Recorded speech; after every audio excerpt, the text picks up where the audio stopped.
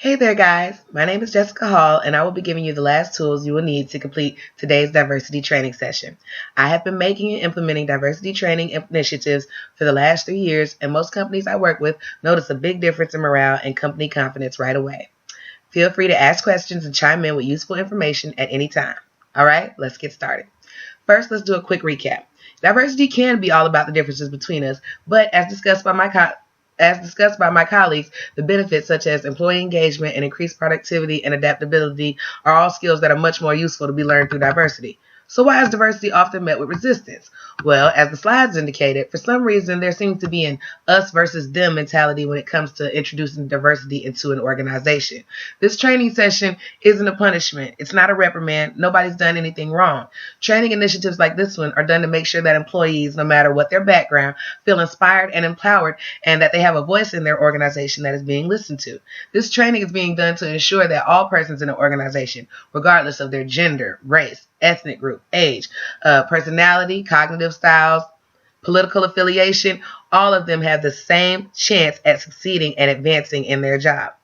Resistance to diversity often seems to be from defensive employees who feel that their leaders are being unfair to them in order to be more fair to others. But that is not the case, and I really cannot stress that enough. As the PowerPoint stated, training initiatives are always skill-based. This means that it's about what you know, how you implement what you know, your level of dedication to your position, and wanting to advance from there. It is about where you are putting your best foot forward in your job.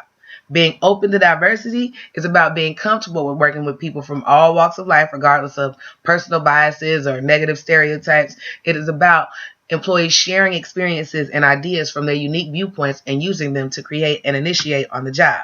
Speaking of unique perspectives, the activity Step Forward, Step Back was supposed to show you how diversity dimensions, married, single, female, college educated, and the like, can be looked at as hindrances by companies that are not open to diversification. The exercise was not only a tool for you to get to learn about one another, but it also should have got you communicating as people rather than as ranks. I recently read an article entitled Strategies for Managing Human Resource Diversity from Resistance to Learning, and it stated that diversity is often discouraged by those who feared that too many perspectives, beliefs, values, and attitudes diluted concerted action. Again, I have to say that is why training initiatives like this one are so important to the type of work environment you are trying to create. Inclusive atmospheres foster new and different ideas, and your organization will benefit from this. Resistance to diversity will only hold you and your company back. Employees want to be recruited into organization with the varied types of personnel. They want to look into the company and see people that look like them. The second activity, the Stop, Start, Continue, gave you scenarios that had outcomes that range from the disastrous to those that could have easily been handled with professionalism and refinement. Now, think about the video at the beginning of the PowerPoint. Though humorous, it showed a valid point on how people can be meaning well but say the wrong thing. And in a workplace environment, a simple misstep like that can turn into a potentially litigious situation. The exercise should have shown you how to handle adversity to diversity. The idea is to stop encouraging or allowing activities that make employees feel disconnected with one another because of diversity dimensions.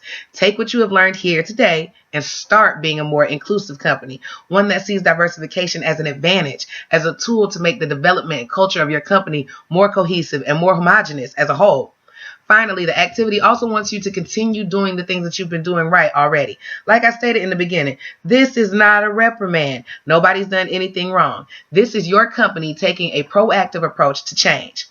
We are all striving to be a part of a great company, and diversity training is just an extension of that.